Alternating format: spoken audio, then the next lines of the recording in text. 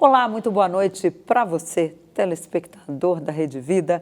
Nesta quarta-feira, mais um Frente a Frente e desta vez cumprindo uma promessa feita pelo deputado Reginaldo Lopes, do PT de Minas Gerais, que foi relator da reforma tributária. Ele havia prometido que quando o texto tivesse aprovado na Câmara, ele viria aqui para detalhar tudo, como é que vai ficar o seu imposto, quanto que você vai pagar ali por cada produto que você for consumir. Enfim, hoje ele está aqui, deputado. É um prazer receber o senhor aqui. Muito obrigada pela presença e por cumprir a promessa feita no último Frente a Frente que o senhor veio. Muito obrigada. Denise, eu que agradeço o convite. Zé Maria, uma alegria enorme. Pois é, né, Zé Maria? A Câmara já realizou o seu serviço, né? Cumpriu ali com o que havia prometido, aprovar a reforma tributária. Será que o Senado vai cumprir também essa promessa de entregar o texto até o final do ano? Muito boa noite. Tudo aqui tem que ser complicado, tem que ser assim mesmo. Muito boa noite, Denise. Boa noite, deputado. Boa noite. Boa noite a você. Pois é, aqui no Frente a Frente a gente fala de política, mas as entranhas da política, de como se faz política. Política é importante, define a sua vida, a escola do seu filho, e é por isso que nós temos que prestar atenção na política. A reforma tributária foi um caminho longo, né? 40 anos. Eu me lembro do Mussa Dempsey, que o deputado Reginaldo Lopes não lembra, não se lembra porque chegou depois, mas lá atrás, há 40 anos atrás.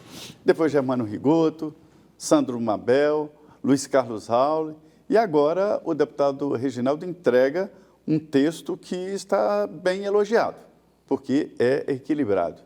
Deputado, como conseguir um equilíbrio, que foi um equilíbrio, tão grande diante de tantas polêmicas? Então, Zé Maria, eu costumo dizer que depois de 40 anos, a gente bebeu na fonte. Eu acho que o sucesso da reforma é porque, de fato, nós encontramos respostas para as principais perguntas. E também teve uma unidade no Brasil, uma unidade enorme no país. O país unificou para ter um novo sistema tributário, porque todos chegaram à conclusão que todos perderam. Teve unidade de todos os setores econômicos, teve unidade de todos os governadores, praticamente, e teve também uma prioridade do presidente Lula, nomeando o ministro Fernando Haddad, ministro da Fazenda, para coordenar, junto com uma secretaria especial, Bernard Api, e houve também um desejo dessa geração de parlamentares e senadores, liderado pelo presidente Arthur Lira e também liderado pelo presidente Rodrigo Pacheco, de entregar como um grande legado dessa legislatura para a sociedade brasileira. Porque a reforma, ela vai dar ao Brasil ganho de produtividade. O Brasil vai se tornar, Denise, mais competitivo. E essa capacidade de ter ganho de produtividade vai tornar os produtos brasileiros num preço mais competitivo com os importados. A primeira vez que a economia brasileira não vai pagar mais imposto do que os importados, vai ter isonomia. E para exportar, aí sim nós vamos ganhar mais competitividade. Por quê? Não cobra mais imposto na exportação, porque é o destino pleno, paga imposto no destino. Então ninguém estrangeiro tem que pagar imposto para o Brasil. Portanto, o Brasil vai conseguir voltar a exportar produto de valor agregado, porque o Brasil desindustrializou a partir do momento que a economia se abre para o mundo. O Brasil perdeu. Tinha um PIB de 4%, passou a ter um PIB de 2,2%. Isso significa que o Brasil foi empobrecendo. A maneira do Brasil sair dessa crise... Desculpa, o senhor está dizendo que depois da globalização, com a abertura do mercado brasileiro, o Brasil perdeu. Perdeu E isso 1,8% de denuncia PIB. A falta de competitividade. Isso denuncia a falta de competitividade e o grande, hoje, o custo Brasil, você fala assim, mas o que define isso, deputado? Qual é o custo Brasil? 80% é o custo tributário, a sua complexidade, um sistema que não dialoga com o mundo, ou seja, o mundo não cobra imposto do imposto, o mundo não cobra imposto nos investimentos, o mundo não cobra imposto na exportação. E o Brasil fez tudo errado. Então, isso gerou um custo tributário enorme, que deixou os produtos brasileiros. Se for uma cadeia curta, agronegócio, uma agroindústria, pouca elos de produção, 8%, 9% de custo, que é muito. Agora, se for uma cadeia longa, 15%, 18%. Porque vão cobrando impostos sobre cada etapa, né? de produção. E isso vai acabar, né? Acabou totalmente. A nossa reforma, tanto no texto constitucional, na PEC 132, Denise, como agora na regulamentação, eu olhei com muito detalhe, nosso GT, o grupo de deputados, e o Congresso como um todo, para que o princípio do creditamento fosse amplo. Ou seja, não pode ter cumulatividade tributária, isso é um princípio. Se na etapa anterior tem um custo tributário, esse custo é creditado para a etapa posterior. Neutralidade total, isso diminui custo e não cobra imposto do imposto. Então, eu acredito que o Brasil vai se tornar mais competitivo. E quando é que isso vai passar a valer de fato? Porque o projeto foi aprovado, ainda tem que passar pelo Senado, né? A gente não sabe ainda quanto tempo o Senado vai levar para analisar, porque eles já pediram, inclusive, para retirar essa urgência constitucional ali de 45 sessões. O senhor acha que o governo vai retirar essa urgência? O senhor defende isso? Porque quanto mais cedo aprovar tudo, mais rápido para começar a valer a reforma, né? Então, nós temos até o dia 31 de dezembro de 2024 para que o presidente Lula, o presidente Arthur Lira e o presidente Rodrigo Pacheco possam promulgar é a PEC, nós já promulgamos, sancionar o projeto de lei complementar. Sancionado, aí nós temos o ano de 2025, porque o nosso sistema vai ser muito tecnológico. Todo o pagamento de imposto vai ser automático, chamado split payment. Então, nós temos que preparar, porque isso vai sofrer uma modificação de tecnologia na Receita Federal do Brasil e no Comitê Gestor do IVA Subnacional. E precisa dialogar com todas as receitas municipais, estaduais, com todos os meios de pagamentos, com os cartões, até cartões internacionais. Será automático? Tudo Quando automático. se compra um produto, né, o imposto vai direto no ato? Vai ser splitado, vai subir. Direto para o Caixa Único. E os bancos vão receber por isso? Não. Ninguém vai receber. Mas é um serviço, né? É um meio de pagamento automático. Eu hoje já tenho um meio de pagamento. Nós vamos agregar uma tecnologia nesse meio de pagamento. Né? Então, nós vamos, o governo vai elaborar, já está em elaboração pela Receita Federal do Brasil. Como se fosse o PIX? Mais ou menos a mesma. É porque, na verdade, hoje, quando você passa o cartão, se for meio de pagamentos, né? Por isso nós criamos 3 modelos de pagamento eletrônico.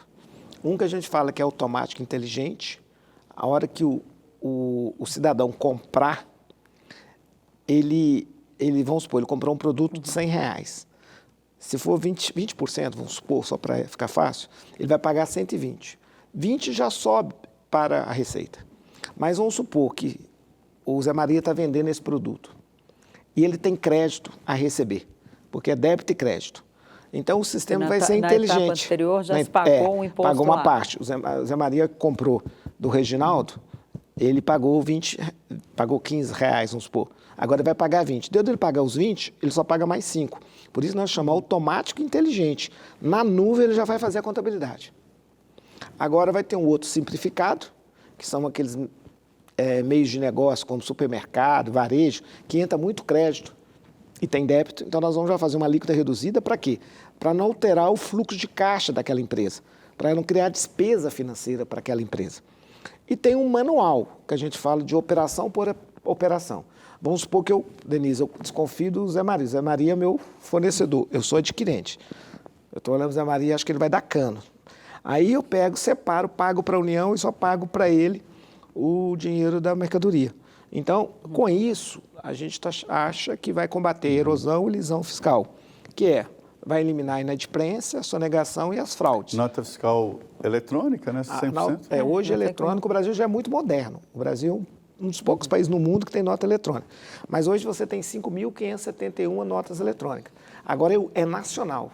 A nota eletrônica vai ter a única nomenclatura de norte a sul, leste a oeste. Então, o Brasil vai ser um dos primeiros países do mundo a fazer esse meio de pagamento inteligente. Olha que interessante, o Brasil hoje está entre os 10 piores sistemas tributários do mundo, de acordo com o Banco Central, e 3, 4 anos o Brasil vai sair do pior sistema tributário para o melhor. Explica como é que é essa transferência. Vamos lá, a área do agronegócio, né? Não paga imposto, né? Quem exporta. mas o produtor comprou defensivos agrícolas, adubos e pagou. E como é que ele recebe esse dinheiro de volta? Ele vai receber, vai ter restituição de carga A tributária. restituição pura e simples. Vai ser automático. Tudo através da nota fiscal. Sim, tudo automático. Agora, deputado, a pergunta que não quer calar. Hoje um cidadão que tiver imposto para receber do governo, ele demora 48 meses. Para receber de volta. Sabe quantos dias ele vai receber? 3. Tomara que isso funcione assim, seja tão maravilhoso desse jeito. 3 dias. Agora, as pessoas querem saber, o preço da carne vai baixar mesmo para o consumidor final depois que foi zerado ali o imposto? Então, vamos lá. Eu acho que o debate democrático, Zé Maria e Denise, é muito rico. Porque eu mesmo já defendi aqui que o cashback é um instrumento mais redistributivo. Por quê? Inclusive, era isso que o Ministério da Fazenda queria, né? Sim. Em vez de baixar o imposto da carne, zerar, deixar o cashback, que é a devolução do dinheiro, do imposto. E na pras emenda pessoas constitucional que ganham 132, eu tive muita dificuldade de conseguir convencer e constitucionalizar esse instrumento que chama cashback do povo, que é a devolução de parte dos impostos pagos para as pessoas de menor poder econômico. Mas a gente sobreviveu ao cashback. Mas o cashback ainda continua com desconfiança de parte da sociedade, que também tem desconfiança no plenário da Câmara. Mas hoje, eu acho que nós acertamos. O debate me convenceu que você tem pobres no CAD único. São aquelas pessoas que têm uma renda pequena, familiar, até meio salário mínimo, R$ 706. São 73 milhões de brasileiros. Esses brasileiros receberiam todo o dinheiro de volta. Mas o mercado sempre falava assim comigo, deputado, tem mais pobre do que os 73 milhões. E eu cheguei à conclusão que eles estavam certos. Que, de fato, o Brasil é um país de renda per capita muito pequena. Esse é o grande desafio do Brasil para voltar a crescer de maneira consistente. É superar a renda per capita baixa. Isso é uma armadilha que o Brasil está presa. E por isso que a reforma tributária é tão positiva, porque, na minha opinião, ela vai fazer o Brasil ficar mais rico em 2 trilhões. 2 trilhões dividido por 200 milhões é 5, 6 mil reais a mais no bolso do povo brasileiro. Então, eu fui convencido também que o Brasil acabou criando um sistema muito interessante. Você tem cashback para devolver para 73 milhões de brasileiros, mas você tem mais 80 milhões de brasileiros que têm uma renda per capita muito pequena. Então, ter combinado, eu chamei de ousada combinação, do cashback de um lado, que dialoga com esses 73 milhões, mas não negar que tem mais 80 milhões, ou seja, tem um terço que é muito pobre, a renda é muito pequena, mas você tem mais um outro terço, que também tem uma renda de 2 salários, 3 salários mínimos de renda per capita, que é pequena também. Você dá para ele a cesta básica nacional, é uma bela combinação. Poderia ter usado o cashback progressivo. Como é que é isso? Quem ganha menos, recebe mais. Quem ganha mais, recebe menos. O imposto de renda inverso. Só que tem que complicar tanto no primeiro momento, que daqui 5 anos, na revisão das alíquotas, na revisão do modelo, quem sabe que a gente não elimina o regime diferenciado e aplica tudo cashback. Mas para esse primeiro momento, que a gente está saindo de um pior sistema do mundo, para melhorar o sistema, ter combinado cesta básica nacional e cashback foi mais interessante para toda a sociedade brasileira. Cashback já é usado em alguns países quando se faz uma compra, né, e recebe de volta aquele imposto, né, em créditos, né, ou no cartão de crédito, ou no cartão... O Pix. O Brasil se... Nós vamos fazer um cartão de cashback. O Brasil se bancarizou muito nos últimos anos, né? Então é possível fazer essa revolução. O revolução. público do cashback já está todo cadastrado. É o público que está no CAD único. Já tem CPF. Se você for público do CAD único, você chega lá, digita o seu CPF, já sai a nota fiscal e já sai o valor que você vai receber em cashback. Em que setor que seria? No setor de carne, não, né? Vamos lá. O cashback é para todas as compras. Se você comprar geladeira, se você comprar roupa, se você comprar uma bicicleta, um brinquedo, o cashback... Quem está no CAD único 20% já recebe. Para todo mundo. As Já compras gerais, de 20%. volta. Agora, tem produtos que nós elevamos para 100%. O botijão de gás, o gás canalizado, a água, o esgoto e energia. Esses produtos, eu alterei o relatório, ali, né? o Partido dos Trabalhadores, através do líder, deputado Odair Cunha, solicitou colocando uma ampliação. CPF, nota fiscal. Aí já Pegou recebe. nota fiscal, jogou o CPF, já vai no Receita Federal do Brasil, já está cadastrado, vai receber de volta. Isso vai obrigar muita gente até a legalizar, né, ali o seu... Por isso, Denise, declarar, né? Muita gente vai legalizar, não, eu digo declarar. Pedir o que nota, deve pedir nota. Não, por isso que eu tenho falado... Vai popularizar a nota fiscal. Com todo né? respeito ao cálculo da Receita Federal do Brasil, eles usaram um gap de conformidade. Como é que o governo calculou essa alíquota? Ele pegou todas as notas fiscais e chegou a uma alíquota. Pegou todas as notas fiscais e chegou a uma alíquota, concorda? A capacidade de arrecadação de 1 trilhão e 400 bilhões. Para arrecadar 1 trilhão e 400 bilhões, como esses 5 impostos arrecada hoje, chegou a uma alíquota. E por que eu acho que vai ser mais? Assim, vai arrecadar mais. E por isso que eu acho que, mesmo entrando a carne e outras demandas da sociedade, todos os medicamentos no Brasil vai ter alíquota reduzida de 60%. O Brasil é o país que vende remédio com mais alíquota. Agora não, ou vai ser na alíquota zero, são 483 medicamentos alíquota zero. Agora, e o só não resto, respondeu 60%. Se a carne realmente vai ficar mais barata. Vai ficar mais barato, muito mais barato. Não vai ter, mas sabe que tem que é o seguinte, agora, ela vai ficar mais barata porque quando você tem alíquota zero na União, você não tem alíquota zero no Estado. Então, agora é alíquota zero, literalmente, o imposto é nacional. E mais, aquilo que gastou para cuidar do boi, ração, medicamento, tudo, também devolve o crédito. Então, agora, a partir de 2027, não tem sentido não ter uma redução no preço da carne. Muito bem. É um assunto que parece complexo, mas o deputado Reginaldo está dando uma popularizada aí no assunto que interfere na vida de todo mundo. Né? Nós vamos agora no intervalo de 2 minutos e voltamos em seguida. Salve, nós estamos aqui com o deputado Reginaldo Lopes, fazendo uma conversa muito importante aqui sobre impostos. Uma vez, deputado, o Delfim Neto, que era ministro, né, me disse que o pai dele tinha dito, olha, meu filho, você só vai ficar livre de impostos quando morrer. E aí ele se pegou pagando o IPTU do túmulo do pai e concluiu que nem depois da morte nós ficamos livres de impostos. Todas as economias do mundo têm imposto. A economia mais liberal do mundo tem imposto. E é preciso entender onde está exatamente o equilíbrio de se pagar imposto. Né? O Brasil hoje é equilibrado quanto à alíquota, mas desequilibrado quanto à forma. Depois desta reforma tributária, que já passou pela Câmara e que depende do Senado, haverá esse equilíbrio? Mais do que isso, Maria. O cidadão vai saber quanto que ele está pagando de imposto. Isso é muito importante. Chamado por fora. Você vai comprar um produto, você tudo vai saber na o nota. preço do produto e o preço do imposto. E vai saber para onde esse imposto está sendo direcionado. Se é para o presidente da República, para o governador ou para o prefeito. É lógico que é para a União, para o Estado e para o município, né? E esses entes vão gastar esses recursos. Esse cidadão mais simples, Maria, que é o que paga sobre consumo, eu costumo brincar com a esquerda, que a reforma que interessa à esquerda é sobre consumo, porque pobre não paga imposto de patrimônio e renda. Então, a ampla maioria da sociedade, 2/3, só paga imposto sobre consumo. Esses 2/3 que achavam que não pagavam imposto, vão saber que estão pagando, qual é a alíquota, para onde está sendo direcionado, e chama cidadania fiscal. Com a cidadania fiscal, ele vai exercer sua cidadania plena. Ele vai cobrar do prefeito, do governador e do presidente da República retorno dos seus impostos. Retorno. Então, ele vai cobrar eficiência. Ninguém está fazendo favor para as pessoas de menor poder econômico. E o mais importante, por isso que a nossa reforma ela é igual ao agro, ela é tech pop. Ela é a mais tecnológica do mundo, ela vai ser, e ela é a mais popular, porque nós criamos o maior cashback do mundo, sabia?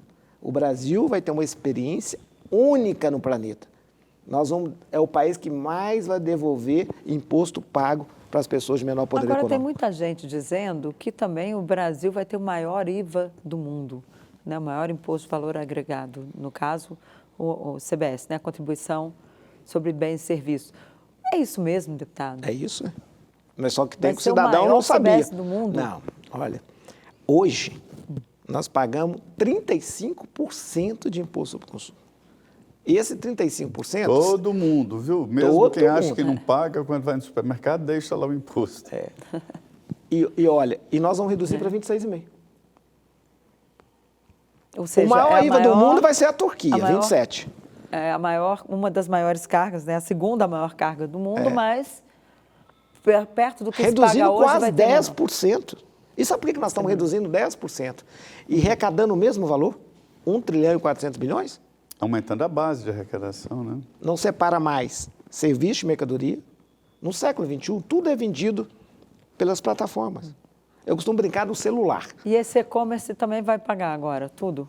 Passou o cartão, sorriu, 26,5. Não tem diferença. Não quero saber onde está a plataforma. Pois é. A plataforma está onde? Na China, na Índia? O imposto grandes... é no destino. Passou o meio de pagamento, tributamos. É no consumo. Deputado, no destino. Um grande debate no Congresso, até fora da reforma tributária, é que hoje uma cidade lá do interior está concorrendo com empresas da China, de São Paulo, né? E onde que fica esse imposto? Lá no município, quem comprou no e-commerce? Hoje, para ninguém, fica lá na China. Para ninguém. Ninguém paga. Mas nem Não, uma no taxinha consumo, ali? sim. Tem uma taxinha, né? Não, agora Só passou a porque- ter, fizeram um acordo no Conselho, mas não tinha nada, zero. Sim, mas uma geladeira... Agora eu vou te que é dar outro maior que os exemplo. 50 Eu vou te dar outro dólares. exemplo. O Brasil desindustrializou, porque o produto ficou caro. Imposto sobre imposto, nada compete se for 8%, 10% mais caro, compete? Se for legal, né? Atividade econômica legal não compete. O Brasil virou uma espécie de país exportadora de bens in natura, grãos e minério, e de pouca coisa semi-elaborada da É o agroindústria. agronegócio, minério e gás. E o Brasil Gás. virou importador Petróleo. de bens manufaturados. O déficit de 628 bilhões de dólares. O que significa isso? Cada $1 bilhão, Zé Maria, é como se você estivesse deixando de gerar no Brasil 30 mil empregos. Se é 128 bilhões, nós perdemos 3 milhões de empregos de valor agregado no Brasil. É como se o Brasil tivesse virado uma espécie assim, exportador de mão de obra para a China, para a Índia, para a Europa, Estados Unidos, importador de mercadorias, bens manufaturados. Qual é a razão disso? O sistema tributário. Por isso, quando eu falo que esta reforma é a mais ousada reforma da economia brasileira, é a mais ousada. É lógico que compara com o plano real, porque se você tem uma economia que não tem controle da inflação, é evidente que você não planeja nada. E a inflação, ela rouba o dinheiro do mais pobre. Ela mete a mão no bolso do mais pobre e toma o dinheiro. E ele não tem como se proteger, porque o salário dele anualmente será corrigido. Os mais ricos não, protege. Faz aplicação diária. Então, junto com o plano real, a reforma mais ousada, mais estruturante da história do Brasil é a reforma tributária. E por que eu posso dizer isso? A penúltima, quem fez? Getúlio Vargas na ditadura civil. Ditadura civil. A última, Castelo Branco na ditadura militar. A primeira, Em plena nós democracia. estamos fazendo foi em plena essa. democracia com o presidente Lula. Agora, em relação aos remédios, que também é outro ponto sensível para a população, né?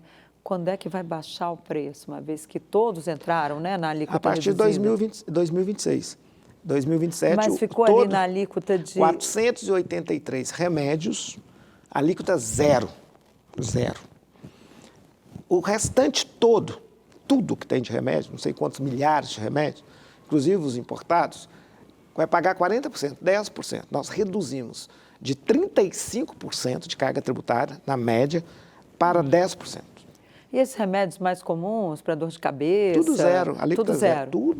Tudo. Eu peguei, no final, era 380 que o Ministério da Saúde tinha enviado junto com a Fazenda.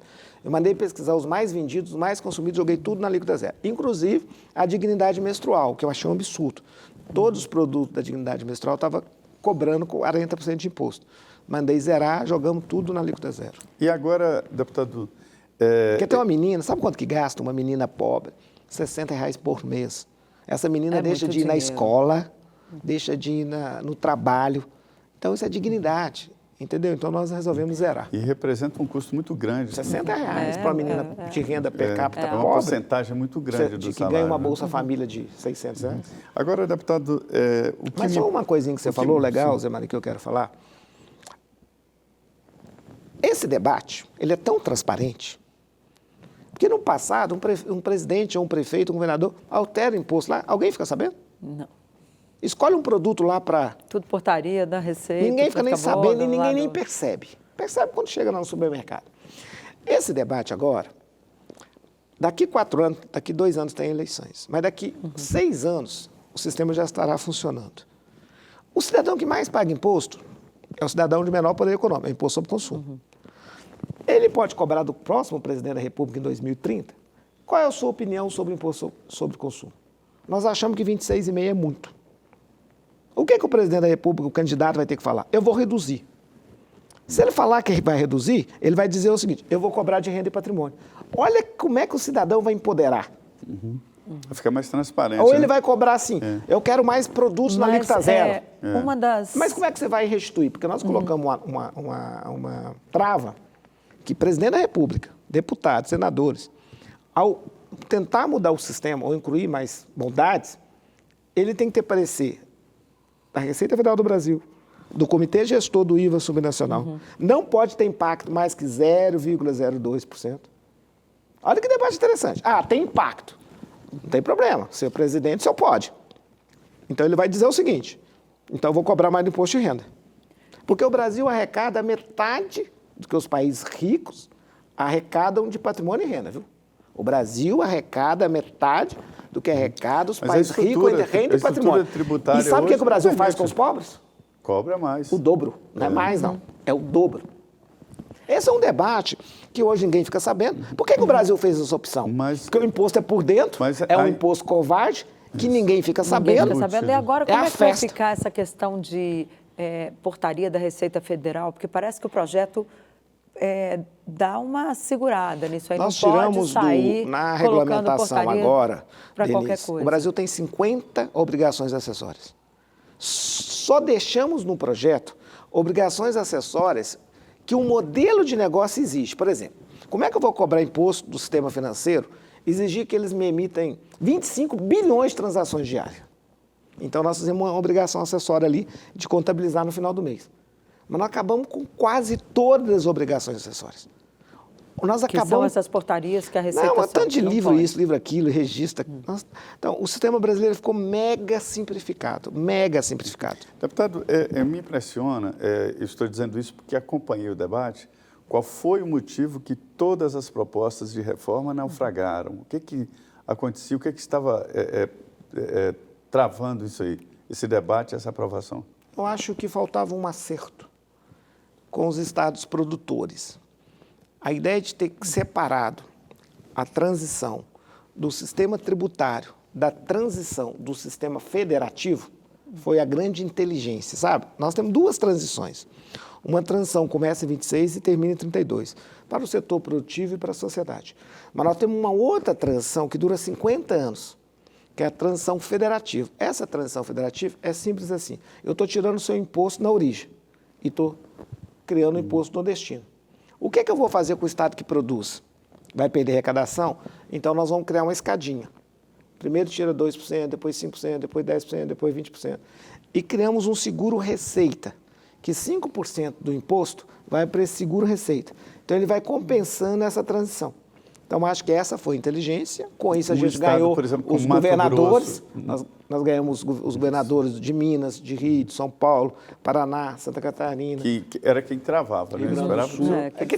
Se eu fosse explícito nisso. Tem 300 deputados. Tem as bancadas também, né? Tem 300 deputados. E aí um estado como Mato Grosso, que exporta praticamente toda a produção? Então, vai ser compensado com seguro-receita. Porque estado que tem população e tem produção, é feito nulo. Né? Minas Gerais tem 22 milhões de mineiros e tem produção na origem, minério, o agro, grãos, mas tem consumo. Então, o seguro-receita ele é muito utilizado também para esses estados exportadores. Eles vão exportar muito mais também. É o seguinte, nós criamos seguro-receita, criamos uma transição, mas vamos ser sinceros, se o ganho de competitividade, ganho de produtividade da economia brasileira, para além do PIB natural, do crescimento natural do PIB, 2% durante 10 anos. Eu estou falando que nós vamos ficar mais ricos 2 trilhões. Carga tributária de 30% e 35%, ao tanto que arrecada. Nem precisaria, sinceramente, mas foi interessante garantir para fazer aliança política. E houve também, gente, um compromisso republicano do país. Os estados produtores olharam para o Brasil e falou, chegou a hora do Brasil ser um país moderno. Porque, Zé Maria e Denise, nós estamos envelhecendo, nós envelhecemos. O que a Europa demorou, nós falamos da Europa velha, o que a Europa demorou 100 anos para ter 30% de idosos, nós vamos ter essa marca com 15 anos. 15 anos nós vamos ter o que tem a Europa de idosos. Qual que é a nossa obrigação dessa geração? Ter uma economia tecnológica, digital, sustentável e que produz riqueza. Para quê? Para manter esse pacto civilizatório, manter o SUS, a educação, a aposentadoria. Então, nós temos a obrigação de fazer um país mais moderno, um país mais dinâmico, um país mais competitivo. Por quê? Nós não temos mais bônus demográfico, nós não vamos crescer o Brasil mais com... Nós não temos mais gente jovem para fazer um crescimento pela força de trabalho. Está caindo a natalidade do Brasil. E nós não temos mais tanto capital para colocar. Então, nós temos que ter eficiência. Por isso que eu falo que a primeira reforma, a economia brasileira, pode perguntar aos economistas, nunca teve ganho de produtividade. Agora vai ter. Então, eu acho que foi isso, o senso de pensar o Brasil como um todo. Não de olhar para uma árvore, mas de olhar para a floresta, levou à união do Sul, do Sudeste, com o Norte, o Nordeste e o Centro-Oeste. E conseguimos aprovar a reforma. Ok, nós vamos para um rápido intervalo. Eu convido você a continuar aqui conosco, porque ainda tem muito assunto para a gente tratar aqui. Esse envelhecimento da população que o deputado falou, será que isso vai precisar aí de uma nova reforma da Previdência? A gente responde a essa pergunta no próximo bloco. Não saia daí, temos mais um período aí de conversa, mais um bloco com o deputado Reginaldo Lopes, do PT de Minas Gerais, que foi relator da reforma tributária. Voltamos em 2 minutos. Olá para você que está aqui ligadinho na Rede Vida. Nós voltamos para o último bloco do Frente a Frente com o relator da reforma tributária na Câmara dos Deputados, o deputado Reginaldo Lopes, ele que é do PT de Minas Gerais. Deputado, eu falei aqui no encerramento do bloco anterior sobre essa questão da reforma da Previdência, porque o Brasil está envelhecendo, as pessoas vão precisar da aposentadoria, né, aí por mais tempo também, porque as pessoas estão vivendo mais. Quando é que o Brasil vai ter que fazer uma nova reforma da Previdência? Porque tem alguns economistas dizendo que já é necessário aí tratar desse tema. Então, eu apostaria em outro caminho. O caminho de fazer o Brasil ter uma renda per capita maior do que temos hoje. Eu costumo brincar que pode chamar os mais liberais, né? Os economistas mais liberais, para tentar fazer um ajuste pelo lado da despesa no Brasil. A possibilidade de manobra é muito pequena. A menos que resolvamos, então, romper com o pacto civilizatório. O que seria o pacto civilizatório? Você eliminar o tripé da Seguridade Social brasileira, que é SUS, Sistema Único de Saúde, assistência e aposentadoria. E ninguém vai querer eliminar esse Isso é uma tripé, barbárie. né? É uma barbárie. Agora, e eu vou te dar um dado importante. Trabalhar na redução da despesa? Então, eu vou te dar um dado importante, Denise. Qual é a etapa... qual é a faixa etária que o Brasil não tem pobres, não tem extrema pobreza? É quem tem 65 a mais. Quem chegar a 65 anos, em qualquer lugar do Brasil, vive até 86 anos. É aposentadoria, né? Então, Social. não tem. E se tem alguém que está nos assistindo, que não tem renda, é porque o prefeito não tem mínimo compromisso. Porque se fizer a busca ativa, esse cidadão está protegido por uma renda mínima de um salário mínimo. O que me entristece é que quando você olha para a pirâmide etária, aonde não tem extrema pobreza, é 0, país de primeiro mundo, é quem tem mais de 65 anos no Brasil. Mas olha a situação grave desse país. Quando você olha de 0 a 6, nós temos 48% das crianças na extrema pobreza. Isso é uma vergonha para toda a sociedade brasileira. Então, o que eu quero dizer? Eu quero dizer o seguinte, Zé Maria, eu luto para produzir riqueza. Porque eu sei que a única maneira consistente de distribuir riqueza é se produzir mais riqueza. É uma combinação. Você produz para distribuir, distribui para produzir. A China nos ensina isso, o socialismo de mercado da China. Então, o Brasil tem que romper essa armadilha da renda baixa. Enquanto o Brasil continuar com uma renda per capita inferior à China e à Índia, só tem uma diferença. Lá tem 1,5 bilhão de pessoas nesses dois países. Então, nós temos a obrigação de pegar o PIB brasileiro e crescer por 2 décadas. Mas não é só de 2%, 2,5% ou 3%, 4,5%, 5%. E eu acho que a reforma tributária ela vai dar essa possibilidade. Por isso que eu falo que, a priori, nós vamos ter que fazer esse crescimento pela renda. Agora, no ajuste, crescimento da riqueza do Brasil. Lógico que tem espaço sempre para fazer pela despesa. Aonde que eu acho que tem que fazer pela despesa? Um governo moderno e digital. A digitalização, nós somos o país mais digital do mundo, mais moderno. O governo devia digitalizar todo o governo. Dá para digitalizar o SUS, tem que ter mais eficiência. Eu mesmo tenho cálculo renal. Sabe o que me deixa indignado? Quando eu mudo de hospital, eu estou em uma cidade e desce uma pedrinha, eu tenho que repetir tudo para o médico novamente. Não tem um prontuário se tiver ali tudo online conectado, ganha tempo o médico, ganha tempo eu e paro de fazer teste que desperdiça dinheiro público. Ganha segurança. Na educação. O senhor falou aí desta... Na burocracia pública. O senhor falou desta armadilha, da renda média. Eu observo hoje um grande movimento. Eu converso com um empresário que tem um funcionário e com empresários que têm 30 mil funcionários. E a reclamação é a mesma, sobre qualidade de mão de obra, sobre o trabalhador brasileiro. Então, a gente vê um descasamento. A ideia, eu acho, de que quem não consegue funcionário, não é que a pessoa não quer trabalhar, é porque está acontecendo alguma coisa. E eu atribuo isso aí a essa renda baixa, ou seja, salários baixos. Olha, Zé Maria. É isso? Sim, nós precisamos aumentar a renda do povo brasileiro. E a renda não vai ser aumentada por mais mão de obra ou mais capital. Ela tem que ser aumentada por ganho de eficiência produtiva. E esse ganho de eficiência produtiva é mais qualificação profissional, educação de melhor qualidade, mais tecnologia, uma economia tecnológica, uma economia digital, uma economia de ponta.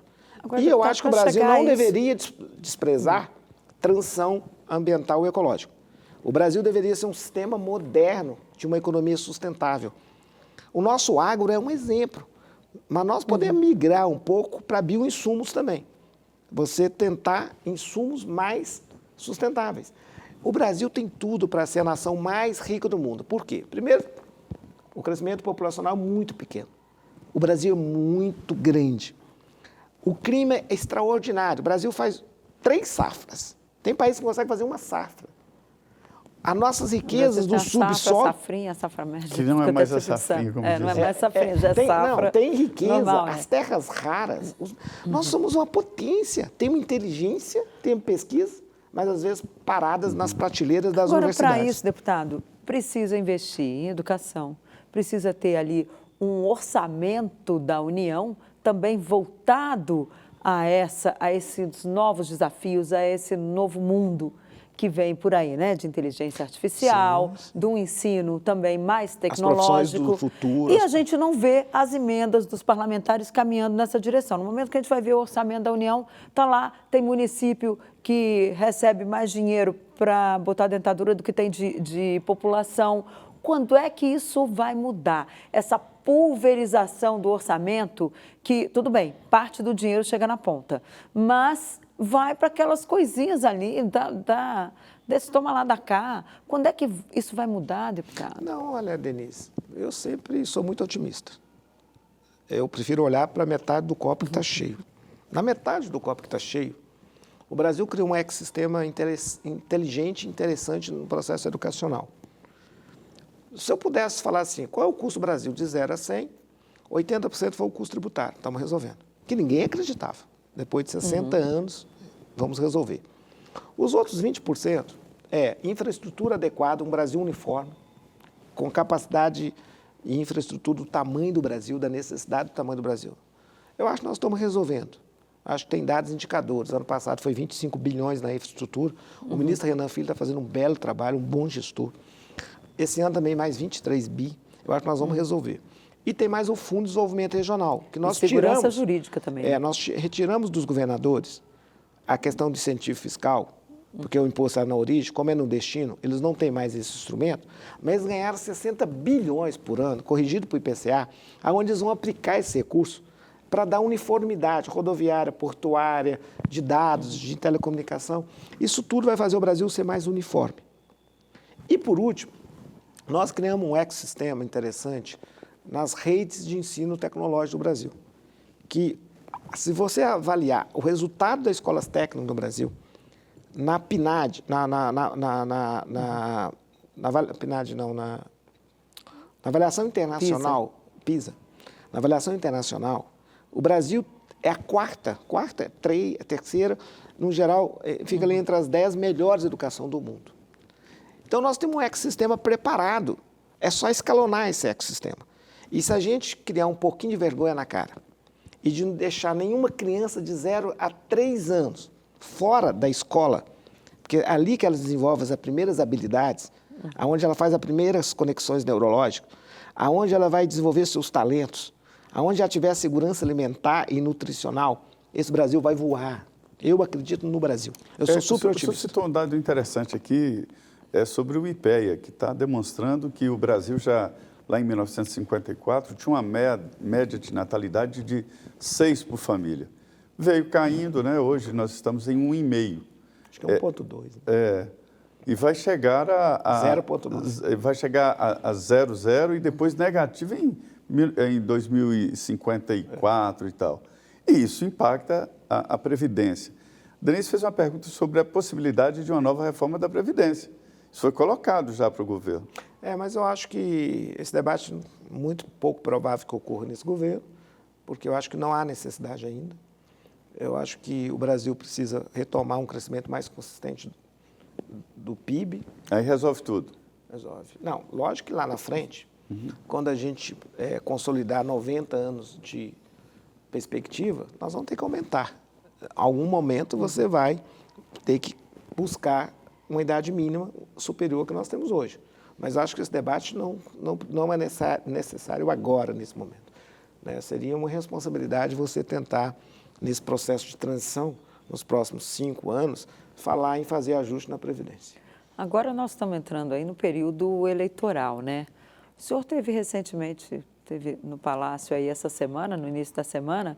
Como é que está aí a disposição do presidente Lula para participar das campanhas? Lá em Minas, por exemplo, como é que ele vai fazer? Porque já tem muito aliado dizendo, poxa vida, ele vai lá para o meu estado e vai fazer campanha para o candidato do PT e o meu, né? Já tem alguns aliados aí do governo reclamando Denise, nas conversas de bastidor. Como é que vai ser essa andança aí do presidente Lula país afora nesse período eleitoral? Então, na última conversa que nós fizemos aqui, eu fiz um compromisso, já cumpri. Falei que eu voltaria aqui com o relatório aprovado. E fiz uma previsão, que é o seguinte, a realidade com a percepção, em um certo momento, se encontrarão. Eu diria para você que, se eu entendo um pouquinho de pesquisa, o povo já tem outro olhar sobre o governo do presidente Lula. A realidade ele da já parou economia... de cair, né? Não, voltou a crescer. Nas a realidade da pesquisas. Economia com o mundo da percepção. E o impacto nisso aí na campanha eleitoral, como é que vai ser? Eu acho que ainda não será tão forte como vai ocorrer em 2026. A estratégia do PT e presidente Lula, onde ele vai? De que forma? Eu acho que o presidente Lula, eu acho que ele vai mais ajudar a reconstruir o país. Eu acho que eleitoralmente ele deve participar muito pouco das eleições de 2024. Mas ele vai gravar para os prefeitos? Acho que sim. Do PT ou todos aliados? Todos aliados, né? Eu acho que ele vai, aonde o PT não tem candidato e tem aliados, ele deve gravar para os aliados. Aonde o PT tem candidato, ele deve gravar para o PT. A estratégia do PT está montada, As eleições né? de 24, elas têm mais impacto de pressão, vamos dizer, mais moral do que de fato, efetiva. As eleições municipais, elas não decidem as eleições gerais. Mas ela tem potencial, a eleição municipal, para fazer desandar uma relação ali, né, entre os partidos, uma relação de confiança. Isso já aconteceu lá atrás, impacto, mas em não 2004. quer dizer que o impacto de um resultado eleitoral numa eleição municipal será o resultado de uma eleição geral para presidente da República. Eu acho que são coisas diferentes. Vai mostrar o quadro político do país, né? Eu acho que em 26 o Brasil está acabando com essa mega pulverização de partidos. Eu acho que em 26 tende ao partido da oposição, leia-se Jair Bolsonaro, e ao partido do governo, leia-se presidente Lula, ambos crescerem muito no parlamento, proporcional ao seu crescimento. O Brasil tende a ter um sistema eleitoral mais bipartidos do que mega pulverização. Eu não sei se vai ocorrer já em 26, em 30, mas eu diria para você que em 34, né, nós vamos estar aqui para a gente fazer esse programa aqui em 34, 6 de outubro de 34, eu aposto você que quem ganhar a presidência leva mais de 200 deputados e quem perder leva próximo de 200 deputados. É uma estratégia vamos importante. ver, Há, inclusive, É bom para a democracia. uma estratégia Porque hoje importante você elege um presidente do da ex-presidente República. de fazer senadores, né? Você elege um presidente da República, o presidente Lula quase ganhou no primeiro turno, elegeu 18%. O Bolsonaro quase ganhou no segundo turno, elegeu também menos de 18%. Então, esse é um modelo que enfraquece muito o nosso sistema. Pois é, agora o Zé partidário. Maria lembrou muito bem, a estratégia do grupo do ex-presidente Jair Bolsonaro é eleger senadores, né, em 2026. Eles já querem começar a preparar isso já. O PT está de olho nisso, o governo também. Como é que o senhor avalia essa Esse é o estratégia? grande desafio da esquerda brasileira. Ou a esquerda aprende um pouquinho com a França, ou Jair Bolsonaro faz maioria no Senado. E isso significa? Tem tempo para Dominar. aprender, né? Tem tempo, temos 2 anos, eu só estou dando uma opinião Ok. pessoal. Dominar o próximo. Ou a esquerda tem a capacidade, junto com o centro, de pensar um projeto e ter unidade nos estados, ou então a oposição, que é mais compacta, liderada por Jair Bolsonaro, vai fazer maioria no É isso Senado. aí, É simples assim.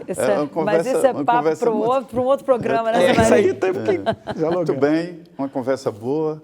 Imposto é a origem de tudo, né? E aquilo que a gente falou, é preciso equilibrar.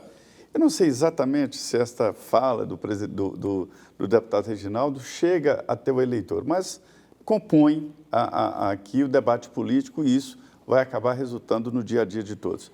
Deputado, eu queria agradecer muito a vinda do senhor aqui aos estúdios da Rede Vida, aqui no Planalto Central do país. Muito obrigado. Eu que agradeço, Zé Maria, Denise. Eu só quero dizer para vocês que eu tenho convicção. Com a reforma tributária, o Brasil cresce e todos ganham. E vamos juntos. É a grande expectativa, né, Denise? Pois Boa é, noite. né? Olha, tomara que o senhor esteja certo, viu? A gente torce para que isso realmente ocorra. Eu agradeço muito a sua presença. Boa noite, Zé Maria, e boa noite para você que esteve aqui com a gente até agora. Até a semana que vem, né, Zé Maria? É isso. É bom, sempre bom falar aqui da política, falar das entranhas das negociações, para que você tenha uma ideia de como tudo acontece por aqui. Essa é a nossa função. Fique aqui na Rede Vida. Continua agora o Jornal da Vida com as notícias nacionais e internacionais. Obrigado, muito boa noite e fiquem com Deus.